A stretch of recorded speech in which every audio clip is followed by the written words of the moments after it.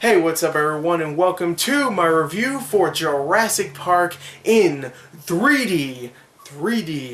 3D. And this is probably the first movie review, probably the first movie that I've seen and reviewed that was a re-release. And the other two were live-action ones, were Star Wars Episode 1, which in a way could be considered a cartoon, and Titanic, and there's been a bunch of Disney and Pixar films too. And this one I was really looking forward to because Jurassic Park is one of my favorites, first of all, one of my favorite movies of all time, and probably in the top 3 of my favorite Steven Spielberg films. So I was very much looking forward to seeing this once again.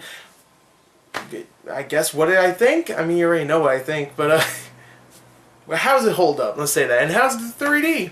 Well, let's talk about in the story. The story for Jurassic Park is pretty well known, so I'm not going to explain it too much. The story here follows Dr. Alan Grant, played by the great Sam Neill, and Dr. Ellie Sattler, played by the great and very, very hot, I forgot how hot Laura Dern could be, but the very great Laura Dern, who were two archaeologists. They love dinosaurs, everything about dinosaurs. Oh man, we love dinosaurs. In the beginning, they're like, you know, brushing off a new T-Rex, preserved T-Rex skeleton, and a guy named John Hammond pops up, played by Richard Attenborough, the great Richard Attenborough. Might as well just put great at the beginning of every actor's name in this film.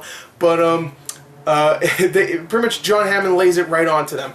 Come to this island, help me do something, and I will pay for your dig for the next 3 years. And they say, of course, hell yeah. And of course, their minds are blown, especially when they find out that this island that he wants to turn into a theme park isn't it's not just, like animatronic dinosaurs. It's dinosaurs. Dinosaurs are just roaming the lands, and their minds are blown. Sam Neill, I think his head actually exploded, and for the rest of the movie they used an animatronic. I think every Sam Neill movie from now on, since Jurassic Park, animatronic. I think he's dead. I'm pretty sure his head just exploded. And while they do think this is an amazing feat for life, completely, I mean, dinosaurs are back, they also think it's extremely dangerous, especially another character who, of course, is played by Jeff Goldblum, Ian Malcolm. Ooh, such a good character. And it's, I love Jeff Goldblum. And of course, they just think it's dangerous to have these dinosaurs, and of course, they're right. Guess what happens?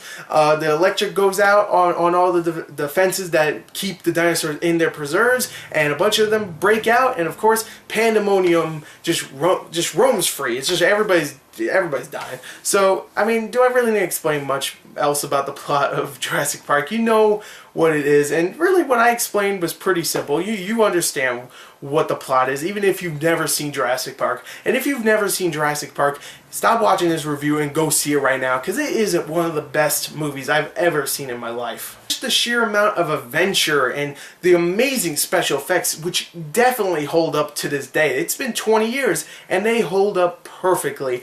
And also the characters and the writing. I think this is a very funny, very intelligent movie at times, and I really love the characters. First of all, Jeff Goldblum is amazing, such a memorable character, and obviously Steven Spielberg and the audiences thought that, because in the sequel, he's the only one that came back. He's the only character that actually came back. Well, actually, not really, but whatever. Anyway, he's amazing in this film. Sam Neill, I love him as a main actor, like a main lead. I thought he was great in this film as Alan Grant. He is a very memorable character, really love him. The two kids in the film, who play, of course, Lex and Tim, I thought they were great in the film, even though, many people hate kids in films. I think they're really good, very, very likable kids in the film. They did a damn good job. Of course, Laura Dern, who I said is hot, I'm sorry, she is. She's hot in this film, and she is great also. She's very likable. Everybody's likable. The characters are just so much fun.